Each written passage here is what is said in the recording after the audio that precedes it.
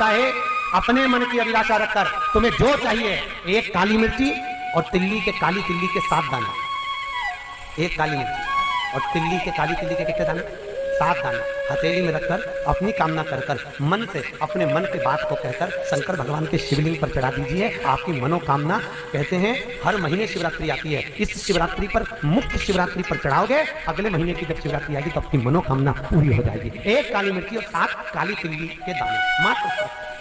महाराज जिसके घर में क्लेश रहता है, बहुत ज्यादा लड़ाई झगड़े हो रहे हैं, सास बहू के झगड़े, ना बहू कुछ सुनने को तैयार ना सास सुनने को तैयार, और घर में बेचारे पुरुषों की आफत, यहाँ भाई भाई झगड़ रहे हो, सास बहू में झगड़ रही हो, कुछ मत करिए। गेहूं की बाली को तोड़ो, गेहूं की बाली जानते ना, जिसमें आप लोग तो गेहूं की बाली को तोड़ना है और बाली 7 बाली तोड़कर अपने घर में घुमाकर अपने घर का नाम और गोत्र बोलकर उसको शंकर को समर्पित कर दीजिए। जिंदगी में कभी सास बहू का झगड़ा नहीं होगा। शिवरात्रि के दिन इसको समर्पित करिए, वो केवल शिवरात्रि के दिन करने का होता है। कहते हैं जिसका व्यापार ना चले, व्यवसाय ना चल रहा हो, बहुत ज़्यादा कष्ट में जीवन निकल रहा हो और बहुत ही ज़्यादा तकलीफ हो रही हो, तो धतूरे को हल्दी में डुबोकर शंकर भगवान को शिवरात्रि के दिन रात को 12 बजे समर्पित करें। उस धतूरे को वापस उठा लाएं 5-10 मिनट के बाद, श्री शिवाय नमस्तुभ्यम बोलकर लाल कपड़े में उसको बांधकर व्यापार वाली जगह में कहीं पर भी उसको बांध दिया जाए। व्यापार पीछे नहीं हटता, व्यापार अग्रण्य भाव में बढ़ता चले जाता है। महाराज उस धतूरे को केवल परंतु शिवरात्रि के दिन रात को 12 बजे ही किया जाए, हल्दी में डुबोना पड़ता है।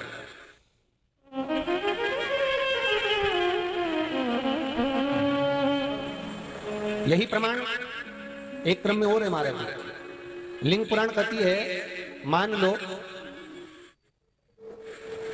किसी व्यक्ति को कोई भारी बीमारी हो गई, बड़ा रोग हो गया और वो रोग डॉक्टर कह रहा है कि ये ठीक नहीं होना है, बहुत तकलीफ उसमें है और कष्ट ही कष्ट है, वो ठीक नहीं हो रहा है, दवाइयां लग रही है, गोलियां खा रहे हैं। तो महाराज उसका भी वर्णन है।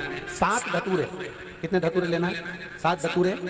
कोई सी भी शिवरात्रि से मतलब महीने में एक बार शिवरात्रि आती है, प्रत्येक महीने आती है। किसी भी शिवरात्रि के दिन 7 धतूरे लेकर एक धतूरे में मौली, लच्छा, नाड़ा लपेट कर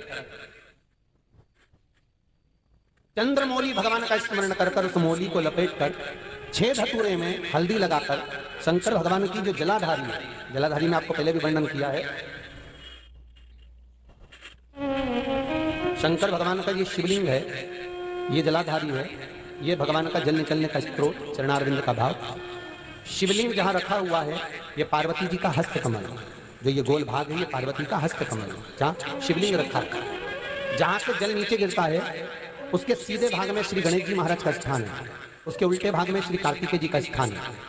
जलाधारी के सामने एक मोटी सी लाइन होती है, कहीं सांप बना होता है, कहीं स्थान बना होता है। जो मोटी सी लाइन है ये शंकर भगवान की सबसे छोटी लड़की अशोक सुंदरी का स्थान है। जलाधारी के ऊपर जो 3 टेकी लगी है ये भृगु ऋषि का भृंगी गण का स्थान है। इसके ऊपर जो कलश है, कलश में जो पानी भरा जाता है वो पानी जो बूंद बूंद नीचे गिरता है ये शंकर भगवान की 5 लड़कियों का स्थान है। जया, विषहरा, सामरीबारी, धोतली और देव, ये 5 लड़कियों का स्थान है। शंकर भगवान का संपूर्ण परिवार शिवलिंग के सामने से जहां से जल चालू होता है गिरने के लिए नीचे की ओर जब जल जाता है उस स्थान पर भगवान शंकर के सारे गणों का स्थान है।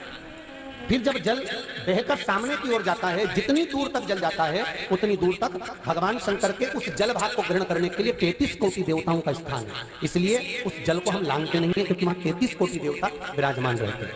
महाराज तो जो बीमारी डॉक्टर ने बता दी और बहुत बड़ा रोग हो गया और शरीर में कष्ट है, ठीक नहीं हो रहा, चाहे लीवर से जुड़ा हो, चाहे किडनी से जुड़ा हो, चाहे कैंसर से जुड़ा हो, और मान लो शरीर में कहीं गांठ भी हो गई है और वो मिटी नहीं रही हो, तो महाराज निवेदन है 7 धतूरे, एक धतूरे पर मौली लपेटकर वो शंकर जी के शिवलिंग के ऊपर चढ़ाना।